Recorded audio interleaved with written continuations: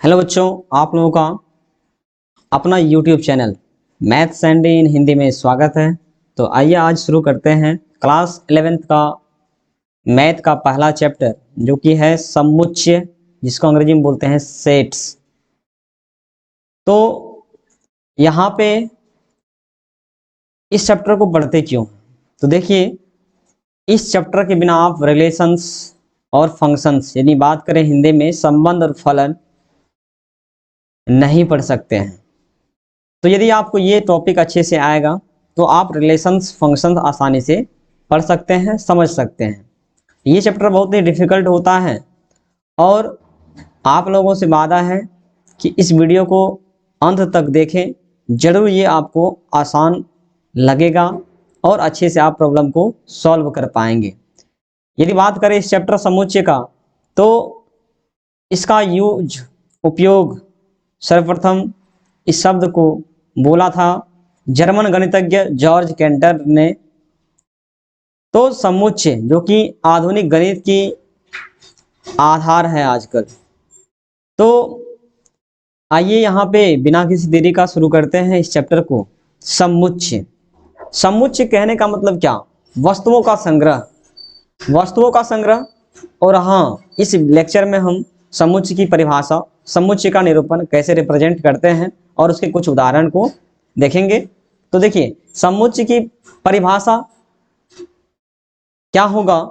यूं तो गणित में क्या है, समुच्चय शब्द क्या है, अपरिभाषित है। बेसिकली जो हम लोग पढ़ते हैं वो क्या होता है, समुच्चय का वर्णन पढ़ते हैं। तो देखिए यहाँ पे समुच्चय क्या है, वस्तुओं का संग्रह है। और कैसा संग्रह? सुपरिभाषित संग्रह, जो क्या हो, असमान हो। तो यहाँ पे यदि हम डेफिनेशन लिखना चाहे, परिभाषा, तो लिख सकते हैं वस्तुओं का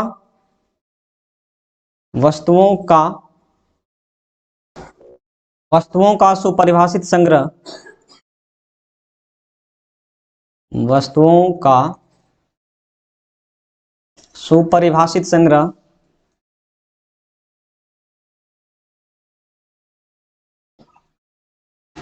सुपरिभाषित संग्रह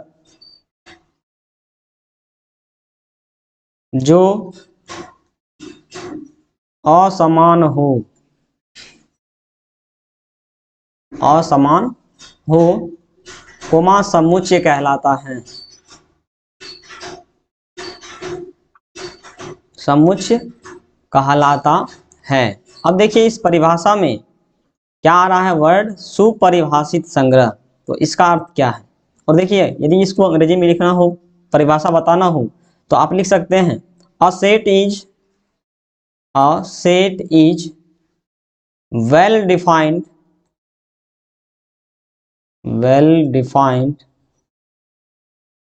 defined collection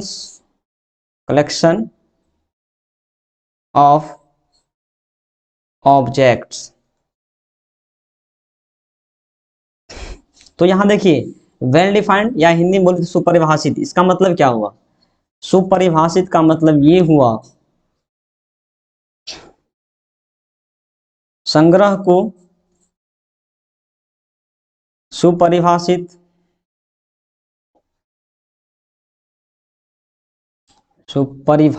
यानी वेल डिफाइंड,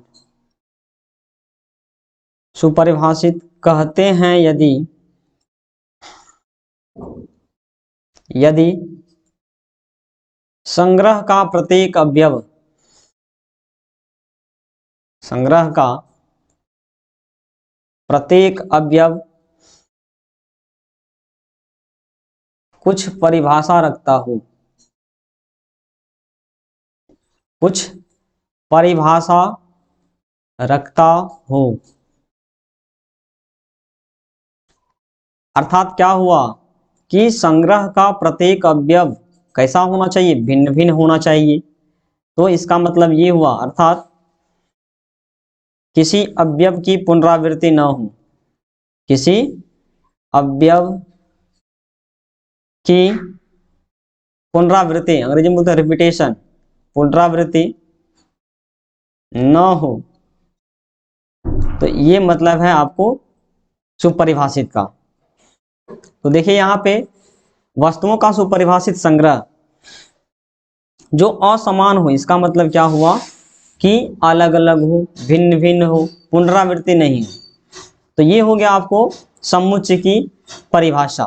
अब बात करें कि समुच्चय का संकेतन किससे लिखते हैं, तो समुच्चय का संकेतन हेडिंग डालिएगा, समुच्चय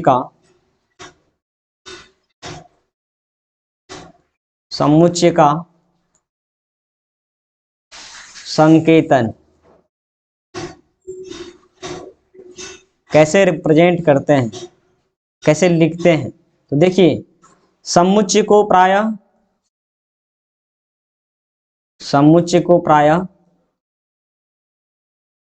प्रायः अंग्रेजी के बड़े अक्षरों, अंग्रेजी वर्णमाला के बड़े अक्षरों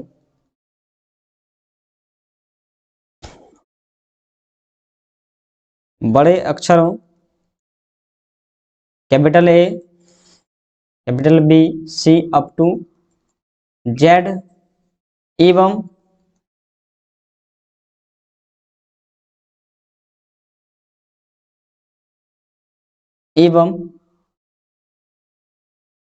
यहां देखिए या तो कैपिटल लेटर से, या इसको कैसे लिखते हैं, या मझला ब्रैकेट के द्वारा, इसको अंग्रेजी में बोलते हैं कर्ली ब्रैकेट या ब्रैसेज।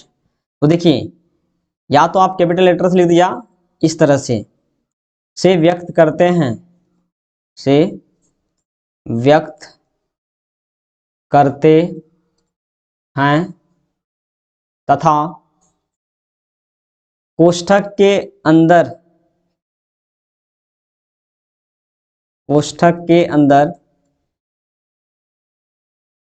अंदर की प्रविष्टि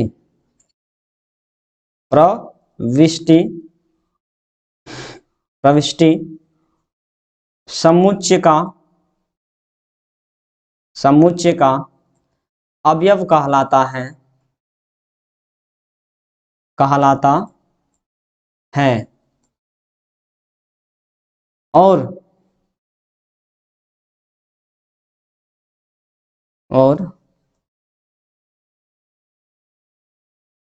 इन अवयवों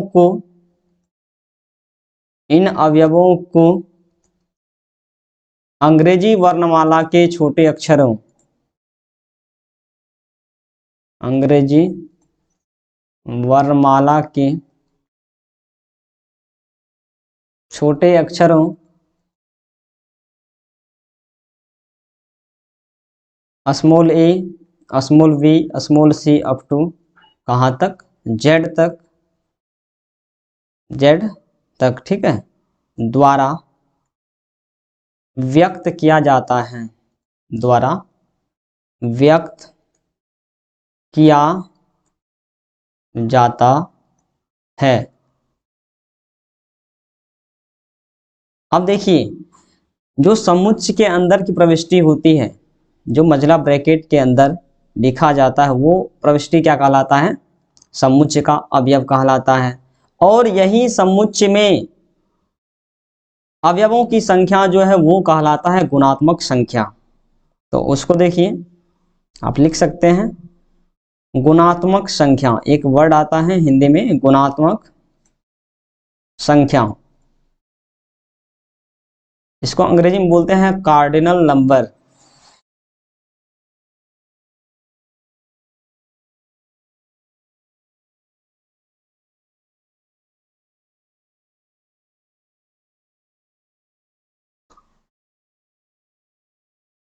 देखिए यहाँ पे कार्डिनल नंबर क्या होता है कि कार्डिनल नंबर का जो तात्पर्य है किसी भी सेट के उसमें अवयवों की कुल संख्या से होता है, उसी को हिंदी में बोलते हैं गुणात्मक संख्या। तो यहाँ लिखना चाहे तो आप लिख सकते हैं कि गुणात्मक संख्या का तात्पर्य,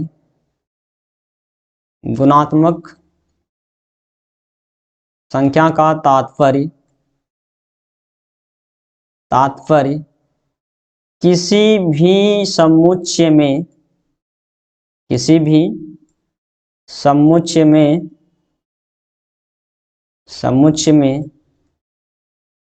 में उनके उनके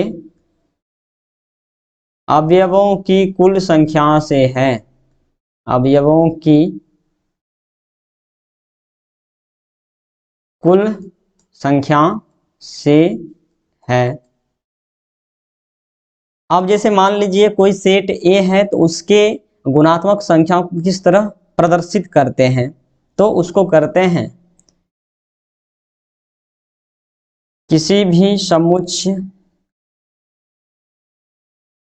समुच्चय। अब बता चुके हैं कि समुच्चय को कैपिटल लेटर से डिनोट करते हैं। किसी भी समुच्चय कैपिटल ए के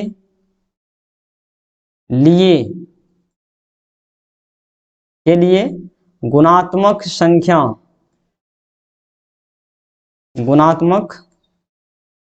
संख्या number of A small N bracket के अंदर सेट का नाम, यहाँ कैपिटल ए है सेट का नाम तो ए, कहीं पे बी रहेगा तो बी, एक्स रहेगा तो एक्स, उसको बोल number of X N A द्वारा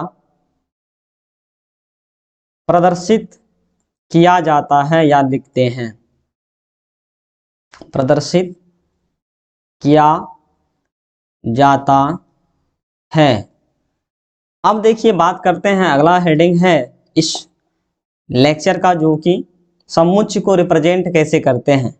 समुच्चय का निरूपण। समुच्चय का निरूपण। समुच्चय का निरूपण। समुच्चय का निरूपण। रिप्रेजेंटेशन ऑफ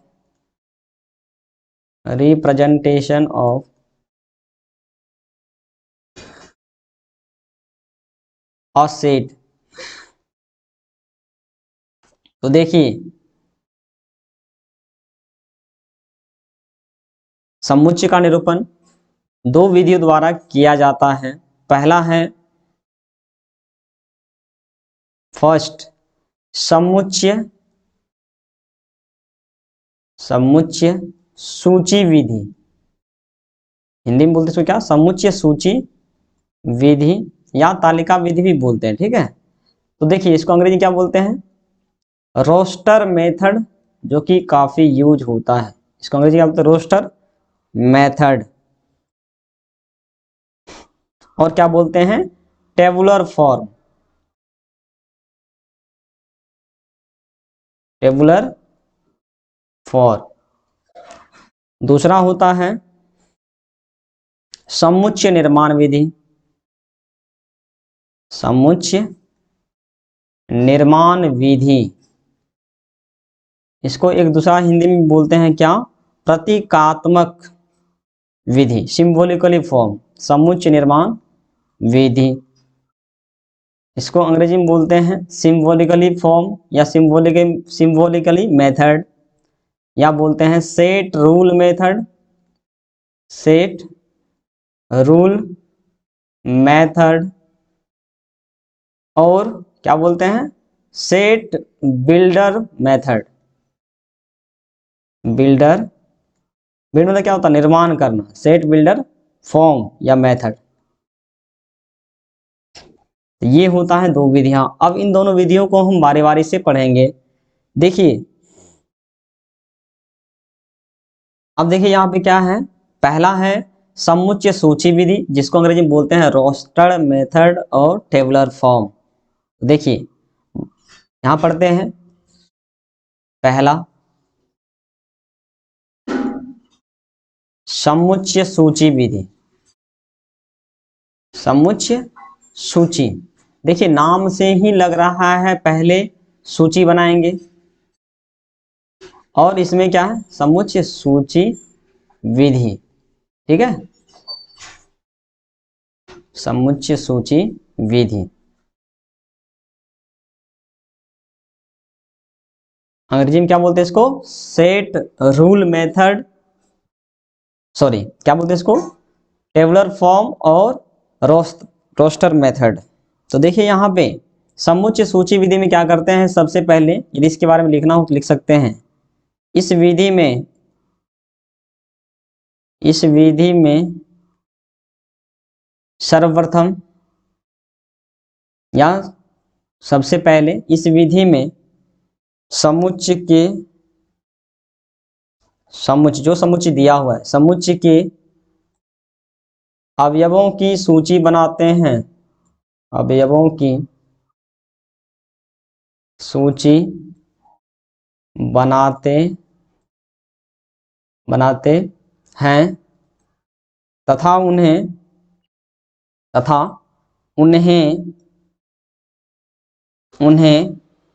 अल्प विराम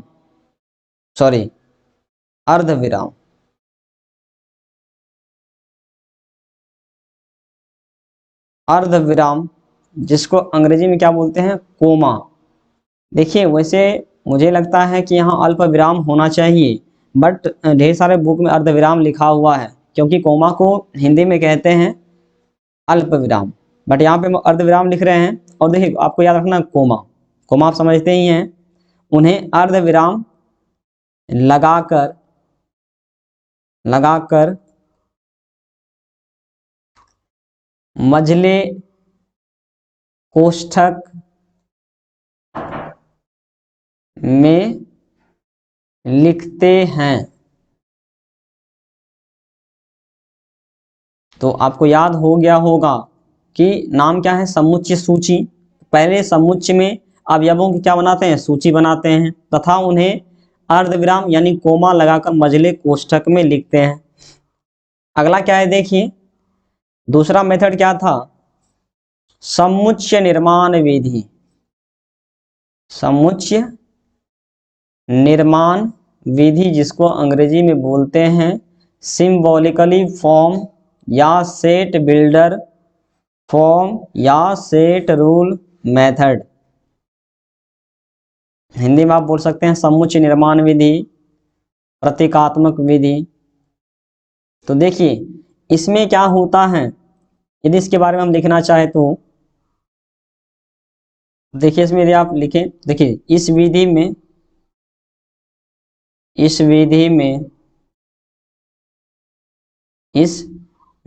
में अवयव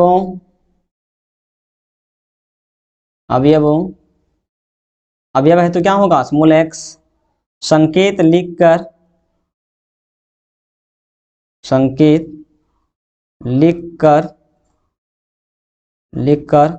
उनका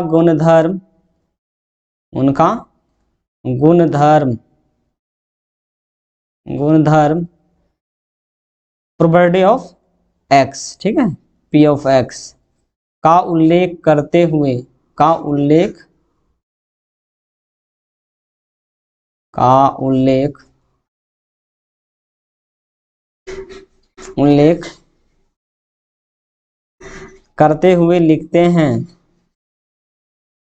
करते हुए लिखते हैं,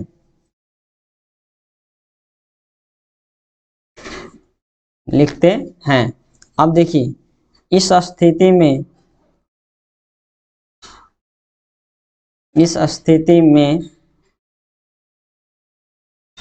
समुच्चय को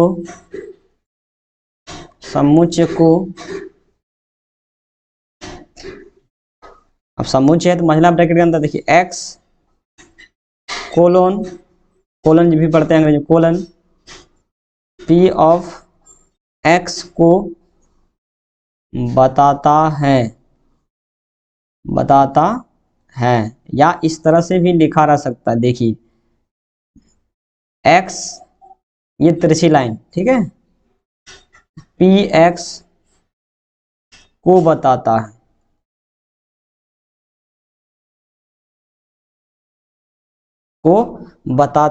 है कोमा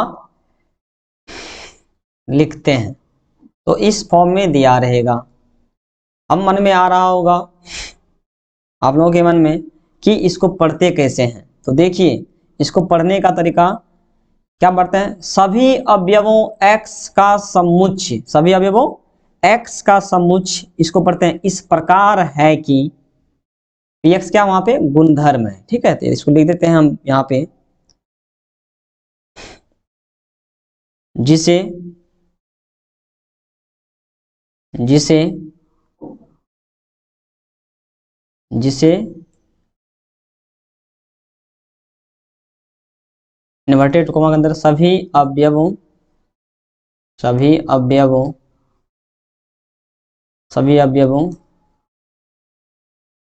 x का समुच्चय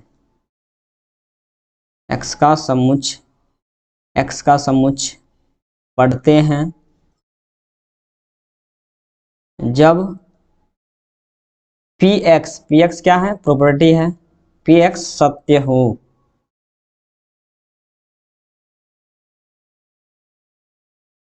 हो। अब देखिए सूचक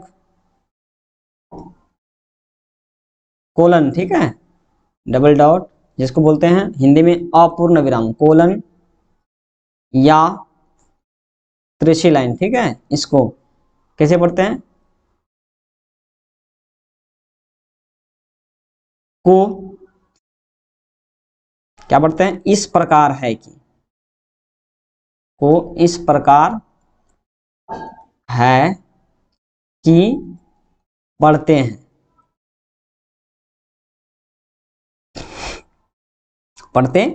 तो देखिए आप समझ गए होंगे कि यहाँ पे कैसे पढ़ना है, सभी अवयवों x का समुच्चय इस प्रकार है कि, जो गुणधर्म दिया रहेगा, ठीक है, तो px को बताता है जब px सत्य हो। इस लाइन को क्या, x इस प्रकार है कि px को जो प्रॉपर्टी वहां दिया रहेगा। तो इस तरह से ये हो गया आपको समुच्चय निर्माण विधि। तो आइए अब हम समुच्चय पर आधारित कुछ एग्जाम्पल को समझते हैं। तो देखिए एग्जाम्पल्स,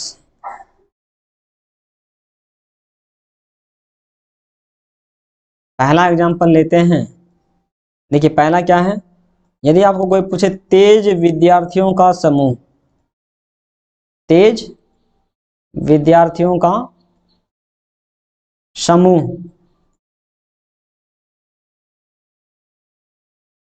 तो ये समुच्चय है कि नहीं। तो क्या आप देखिए, जब आप जिस क्लास में पढ़ रहे होते हैं तो उसमें तेज विद्यार्थी तो आसानी से फाइंड कर लेंगे। यदि उसी बच्चा को एक बड़ा कहीं और हॉल में, क्या इसके लिए कोई मानदंड है, क्या नहीं है, तो तेज विद्यार्थियों का समुच्चय को नहीं बना सकते हैं। यानी ये क्या है, इसके लिए कोई मापदंड नहीं है कि इसको तेज विद्यार्थी कहा जाए। जैसे मान लीजिए कहीं रिजल्ट आता है किसी बोर्ड परीक्षा का, तो कोई विद्यार्थी अपने कोचिंग में तो टॉप होता है, तो वो तो स्थान के, जैसे कोचिंग की बात कर रहे हैं तो वो कोचिंग के लिए क्या है, तेज विद्यार्थी हैं। और जब बात करें जिला के आधार पे तो क्या होगा, वो चेंज हो जाएगा। अपने कोचिंग में तो वो क्या था, तेज था, तो तभी तो अच्छे नंबर आया। और जब वो जिले की बात करें तो वो क्या हो गया, वहां कोई और हो सकता है। तो इस तरह से यदि इसका समुच्चय जो होगा, तेज विद्यार्थियों का समूह, ये क्या होगा, समुच्चय नहीं होगा। क्योंकि समुच्चय क्या है, परिभाषा क्या पढ़े हमने लोग, समुच्चय वस्तुओं का सुपरिभाषित संग्रह जो असमान हो, अलग अलग हो। तो इस तरह से बोल सकते हैं इसको कि तेज विद्यार्थियों का समूह जो, ये क्या है, समुच्चय नहीं है, ठीक है। अगला एग्जांपल लेते हैं। अब देखिए मोटे लड़कों का समूह, तो अब बताइए ये समुच्चय है या नहीं है। तो ये भी समुच्चय नहीं है, क्योंकि किसको मोटा कहा गया है, कोई भी क्राइटेरिया, कोई भी शर्त, कोई भी कंडीशन दिया है क्या कि इसको मोटा लड़का कहते हैं, तो ये भी क्या है, समुच्चय नहीं होगा। अगला एग्जांपल लेते हैं, तीसरा क्या, देखिए अब देखिए याद रखिएगा, कहीं भी वर्ड आ जाए अंग्रेजी में पार्टिकुलर किसी सेंटेंस में, पार्टिकुलर हिंदी में आ जाए विशेष या खास। जैसे मान लीजिए इस तरह से, किसी खास विद्यालय के, किसी खास विद्यालय के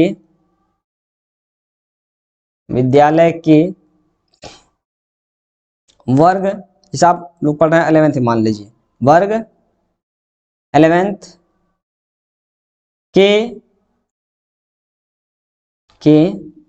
कुल छात्रों का समूह,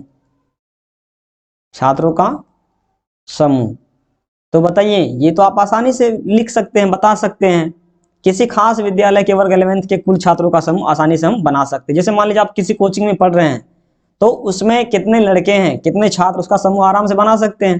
तो ये क्या होगा, समुच्चय होगा, ये ज्ञात है। अब देखिए अगले एग्जाम्पल की ओर बढ़ते हैं। जैसे मान लीजिए दे दे आपको किसी विशेष विद्यालय में, किसी विशेष विद्यालय में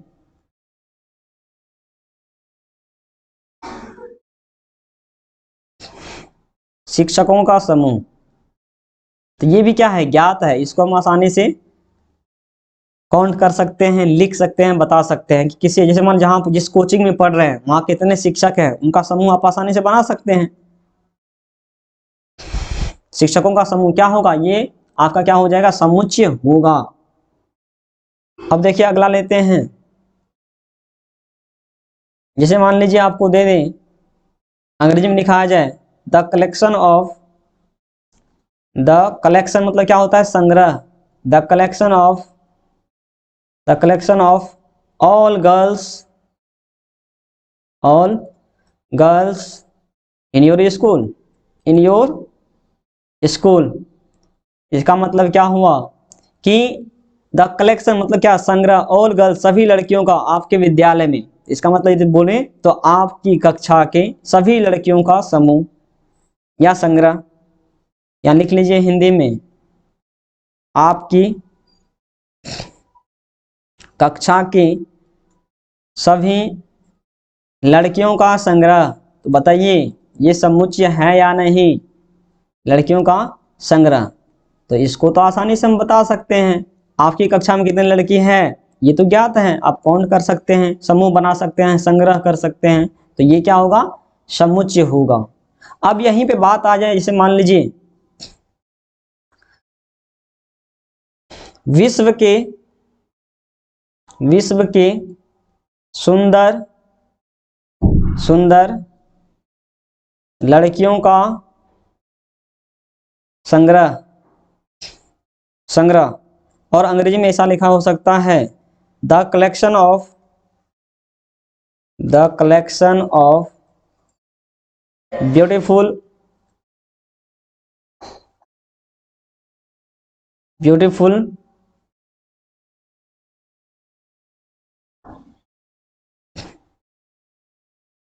beautiful girls, girls of the world, of the world. तो आपको ये बताना है कि ये समुच्चय है या नहीं। अब देखिए यहाँ पे यदि बात करें कि विश्व के सुंदर, क्या आपको सुंदर के लिए कोई मापदंड ज्ञात है क्या, किसको सुंदर बोलेंगे, रंग के आधार गोरा है उसको सुंदर बोलेंगे, या काला है तो उसको सुंदर बोलेंगे। इसका मतलब ये हुआ कि ये क्या है, मापदंड इसके लिए कोई ज्ञात नहीं है, तो हम नहीं बता सकते हैं, नहीं उसका संग्रह नहीं कर सकते हैं। तो ये क्या होगा, ये आपका क्या हो जाएगा, समुच्चय नहीं होगा। अगला एग्जाम्पल लेते हैं। देखिए यहाँ पे क्या है, अगला एग्जाम्पल लेते हैं। जैसे मान लीजिए बोला जाए कि हमारे देश के, हमारे देश के लोकप्रिय, लोकप्रिय नेताओं का समूह, नेताओं का समूह। तो बोलिए ये क्या है, समुच्चय है या नहीं। तो ये समुच्चय नहीं होगा। जैसे मान लीजिए हम बिहार के हैं, तो मेरे यहाँ लोकप्रिय नेताओं में क्या है, तेजस्वी यादव, हमारे वर्तमान मुख्यमंत्री श्री नीतीश कुमार। और जब हम अगले स्टेट में जाते हैं, किसी और स्टेट में, जैसे मान लीजिए उत्तर प्रदेश में, कौन है हमारे लोग, वहाँ के लोकप्रिय नेताओं, अखिलेश यादव, और वर्तमान मुख्यमंत्री वहाँ के आदित्यनाथ योगी। तो देखिए ये जगह के हिसाब से क्या हो रहा है, चेंज हो रहा है। क्या कोई मापदंड है क्या, हो सकता है जो वहाँ के लिए, उत्तर प्रदेश के लोगों के लिए लोकप्रिय है वो हमारे लोकप्रिय नहीं हो, और यहाँ के जो लोकप्रिय हैं बिहार के, वो उन लोगों के लिए लोकप्रिय नहीं हो। तो इस तरह से कोई मापदंड ज्ञात नहीं है कि किसको बोलेंगे लोकप्रिय, इसका संग्रह नहीं बना सकते हैं, तो ये समुच्चय नहीं होगा। देखिए बढ़ते हैं अगले एग्जाम्पल की ओर। देखिए जैसे मान लीजिए आपको दे दे ये कोई, अब बताइए सबसे पहले आपको ये बताना है कि ये जो है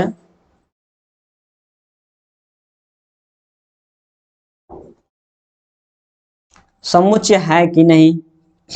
तो देखिए सबसे पहले आपको पढ़ा चुके हैं, ये बोलिए किस विधि द्वारा लिखा गया है, समुच्चय सूची विधि द्वारा, जिसको अंग्रेजी में बोलते हैं क्या, रोस्टर मेथड और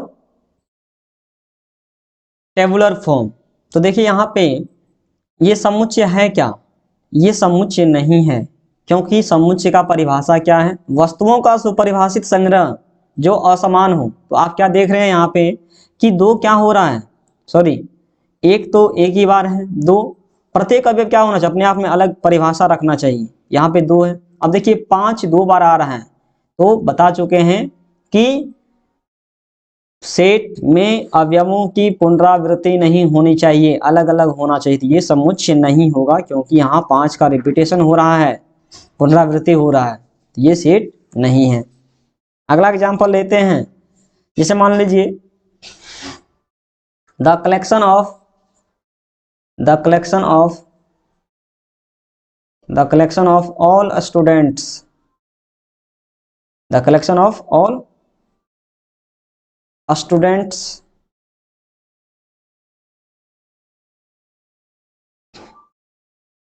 the collection of all students. तो बताइए ये क्या समुच्चय होगा कि नहीं होगा, ये समुच्चय नहीं होगा। और यदि इसी में बात कर दिया जाए किसी पार्टिकुलर स्कूल, विशेष स्कूल के द्वारा, हिंदी में वर्ड देखिए क्या, याद रखिएगा कि विशेष और खास किसी वर्ड में लगा हो तो वो समुच्चय होता है मैक्सिमम में। और यदि अंग्रेजी के वर्ड में पार्टिकुलर लगा देता है, यहाँ जैसे मान लीजिए आप वो बोल रहा है the collection of all students, किसी पार्टिकुलर स्कूल की बात करता, तो वो क्या होता, समुच्चय होता। और यहाँ पे ये समुच्चय नहीं होगा, कोई मापदंड नहीं है कि किसको विद्यार्थी बोला जाएगा, ठीक है, तो ये समुच्चय नहीं होगा। अब बढ़ते हैं अगले एग्जाम्पल की ओर।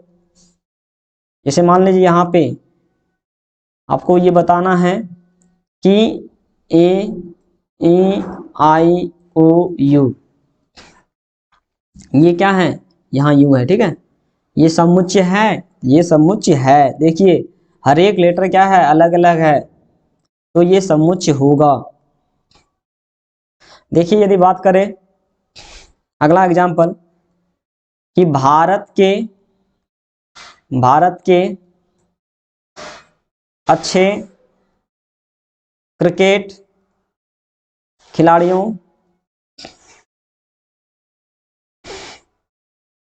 खिलाड़ियों का संग्रह।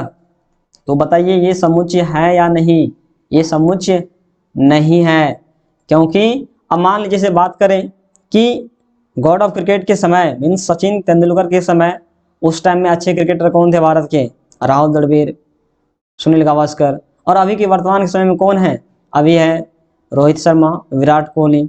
तो देखिए क्या इसमें कोई मापदंड फिक्स किया गया है कि मापदंड क्या क्या हो सकते हैं, औसत के आधार पे या कुछ सर्वश्रेष्ठ उसके द्वारा बनाया गया स्कोर। तो यहाँ पे ये कोई मापदंड फिक्स नहीं किया गया है कि किसको अच्छे क्रिकेटर बोलेंगे, अच्छे क्रिकेट खिलाड़ी बोलेंगे, तो ये क्या होगा, समुच्चय नहीं होगा।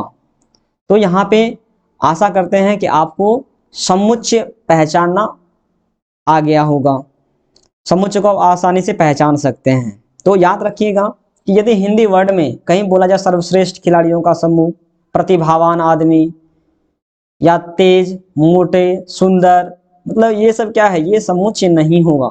हाँ यदि उसके लिए मापदंड दे दिया जाए तो वो क्या होगा, समुच्चय हो सकता है। यदि बात करें यहाँ पे कहीं वर्ड आ जाए अंग्रेजी में पार्टिकुलर, या हिंदी में आ जाए विशेष खास, तो उस स्थिति में क्या हो जाता है कि ज्ञात हो जाता है कि विशेष इस स्कूल की बात कर रहा है, इस जगह की बात कर रहा है। तो अब जैसे मान लीजिए कि प्रेमचंद के द्वारा लिखे गए किताबों का संग्रह, तो वो क्या होगा, वो समुच्चय हो जाएगा। तो इस तरह से आप आसानी से पहचान सकते हैं कि कौन सा समुच्चय है और कौन सा समुच्चय नहीं है। तो देखिए यहाँ पे हम अभी तक पढ़ चुके हैं समुच्चय की परिभाषा, समुच्चय का निरूपण दो विधियों से किया जाता है, उनके आधार पर आधारित एग्जाम्पल। तो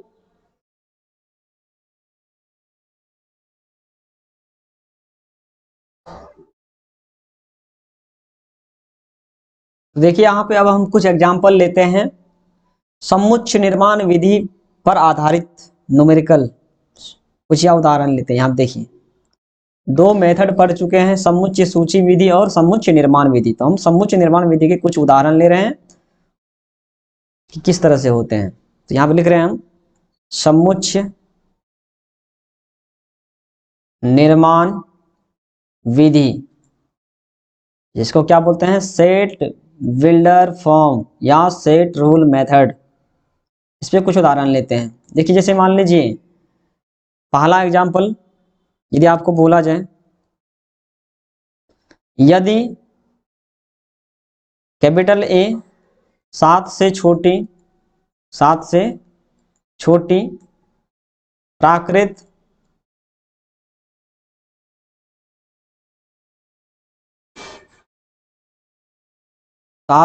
प्राकृत संख्याओं का समुच्चय है,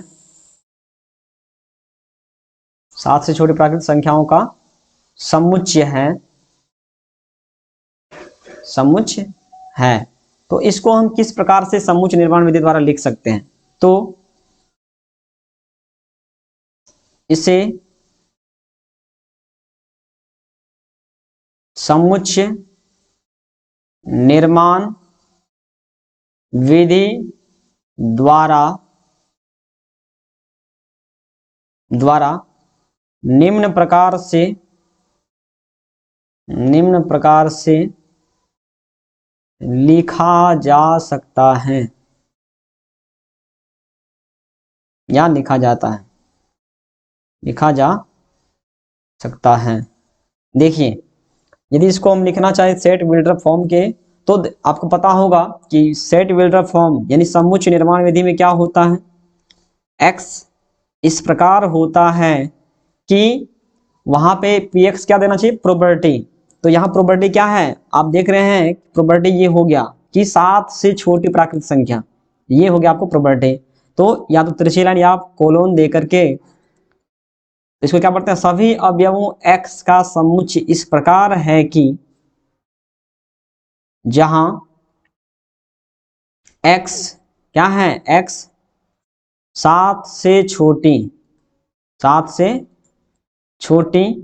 प्राकृत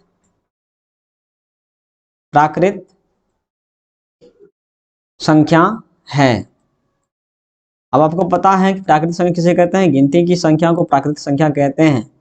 तो यहाँ पे ये क्या हो गया आपको, यहाँ पे देखिए कोलन की जगह पे तिरछी लाइन भी हो सकता है, उसको भी पढ़ते इस प्रकार है कि, अंग्रेजी में बोलते हैं सच दैट। तो देखिए यहाँ पे यदि इसको आपको या इस तरह से भी लिखा रह सकता है, लिख देते हैं यहाँ पे कि ए जो होगा इस तरह से भी लिखा रह सकता है, एक्स ये तिरछी लाइन एक्स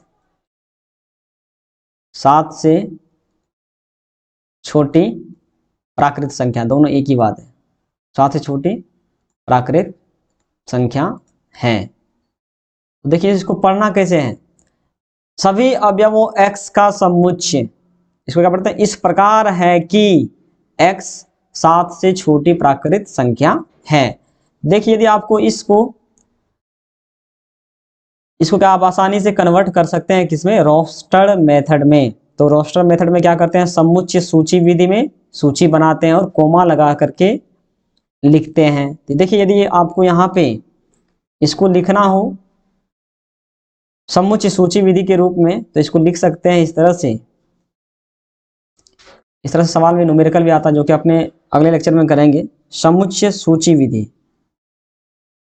तो यदि आपको देखिए इसको आप कन्वर्ट भी कर सकते हैं समुच्चय सूची विधि में। तो ए क्या हो जाएगा, देखिए 7 से छोटी प्राकृतिक संख्या है x, तो क्या होगा 7 से छोटी प्राकृतिक संख्या 1 2 3 4 5 6, ये हो गया आपका समुच्चय। ये कौन सा मेथड से हो गया, समुच्चय सूची विधि रोस्टर मेथड से। और ये आपका कौन हो गया, समुच्चय निर्माण विधि। अगला एग्जांपल लेते हैं समुच्चय निर्माण विधि पर। जैसे मान लीजिए ऐसा दिया रह सकता है, यदि कैपिटल B बराबर AEIOU,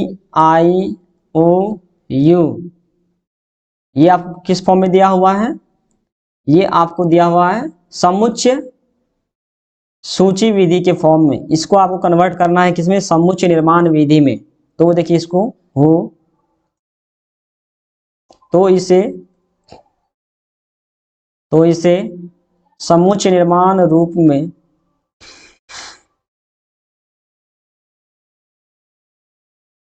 में लिखना है, ठीक है, में लिखें। तो क्या होगा देखिए, इसको समुच्चय निर्माण विधि के फॉर्म में जब लिखना है आपको सेट बिल्डर फॉर्म में, तो आपको देखिए पहले x, तो यहाँ पे x मान लेते हैं। अब इस प्रकार है कि, तो इस प्रकार आप तिरछी लाइन या कोलन का यूज कर सकते हैं। x क्या है, जहां x क्या है, x कोमा अंग्रेजी वर्णमाला का, अंग्रेजी वर्णमाला का स्वर है, जिसको अंग्रेजी में क्या बोलते हैं, वोवेल, स्वर है। तो इस तरह से हम, यदि कोई समुच्चय सूची विधि के फॉर्म में दिया हुआ है तो उसको हम समुच्चय निर्माण विधि में भी लिख सकते हैं। और यदि समुच्चय निर्माण विधि में दिया हुआ है तो उसको हम समुच्चय सूची विधि में भी लिख सकते हैं। तो इस तरह से लिख सकते हैं। अगला एग्जांपल लेते हैं। जैसे मान लीजिए आपको ऐसा दिया रहे, यदि समुच्चय मान लीजिए कैपिटल C दिया हुआ है बराबर x, इस प्रकार है कि x कोमा ट्रिगोनोमेट्री,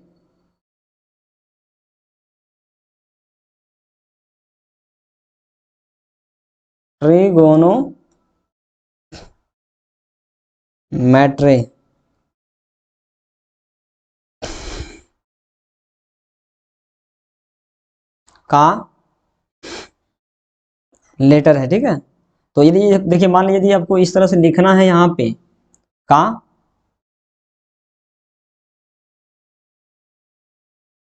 लेटर है। देखिए यदि आपको यहाँ पे ये किस फॉर्म में दिया हुआ है, ये प्रॉपर्टी दिया हुआ है कि x क्या है, ये अल्फाबेट है, लेटर है ट्रिगोनोमेट्री वर्ड का।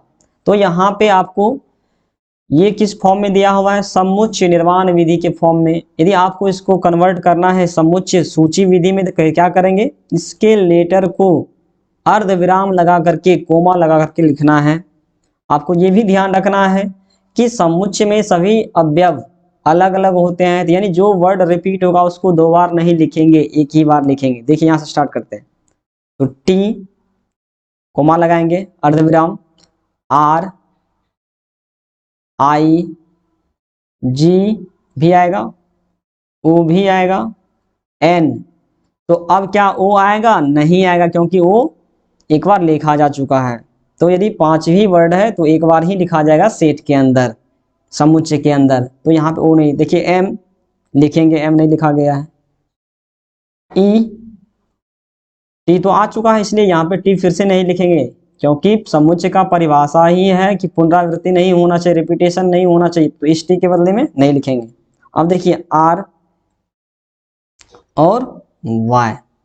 तो इस तरह से ये हो गया आपको किस फॉर्म में, रोस्टर फॉर्म में। तो यहाँ पे हम आसानी से लिख सकते हैं।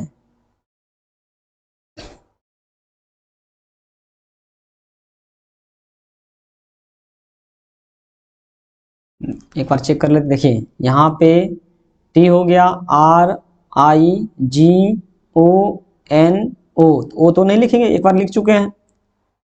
M, E, T, R, R तो लिख चुके हैं, तो यहाँ वाला आर नहीं होगा, ठीक है, क्योंकि रिपीटेशन नहीं होना चाहिए। तो इस तरह से आप लिख सकते हैं, 9 वर्ड इसके अंदर, 9 लेटर आ जाएगा इसके अंदर, ठीक है। तो इस तरह से हम आसानी से एक और एग्जाम्पल लेते हैं। उसमें भी आपको दिया हुआ है, यदि मान लीजिए कोई नया समुच्चय डी बराबर आपको दिया है किस फॉर्म में, सेट बिल्डर फॉर्म में, समुच्चय निर्माण विधि में। क्या दिया हुआ है, x इस प्रकार है कि x कोमा एक पूर्णांक है, एक पूर्णांक है, और x का जो स्थित है, x का मान वो है -2 से 6 के बीच। तो इसको आपको कन्वर्ट करना है किसमें, समुच्चय सूची विधि में। तो क्या करेंगे, कोमा लगा करके हर एक अवयव को लिखेंगे। तो देखिए -2 से 6 के बीच में कौन कौन पूर्णांक है, -1, 0, 1, 2, 3, 4, 5 हो गया, क्योंकि 6 और -2 के बीच बोल रहा है, तो ये सभी इंटीजर हैं। तो इस तरह से आसानी से हम, यदि समुच्चय निर्माण विधि के फॉर्म में दिया हो तो उसको हम समुच्चय सूची विधि में लिख सकते हैं, जिसको बोलते हैं रोस्टर मेथड, या रोस्टर मेथड में दिया हुआ है तो उसको हम कन्वर्ट कर सकते हैं समुच्चय निर्माण विधि के फॉर्म में। तो यहाँ पे आपको आसानी से समझ में आ गया होगा कि समुच्चय सूची विधि और समुच्चय निर्माण विधि को कैसे लिखते हैं। अगले लेक्चर में हम कुछ कंसेप्ट पढ़ेंगे और कुछ प्रॉब्लम भी करेंगे। तो आज के लिए बस इतना ही। आशा है कि आपको ये समुच्चय आसानी से समझ में आया होगा, और यदि ये वीडियो अच्छा लगे तो प्लीज़ लाइक करें, सब्सक्राइब करें और बेल आइकन की घंटी को दबाना न भूलें, ताकि जब हम नया वीडियो अपलोड करें तो आपको नोटिफिकेशन मिलता रहे। और हाँ दोस्तों, यदि आपको इस वीडियो से संबंधित कहीं भी डाउट हो तो आप मेरे कमेंट सेक्शन में लिख सकते हैं, उसका रिप्लाई बहुत जल्द ही आपको मिल जाएगा। धन्यवाद।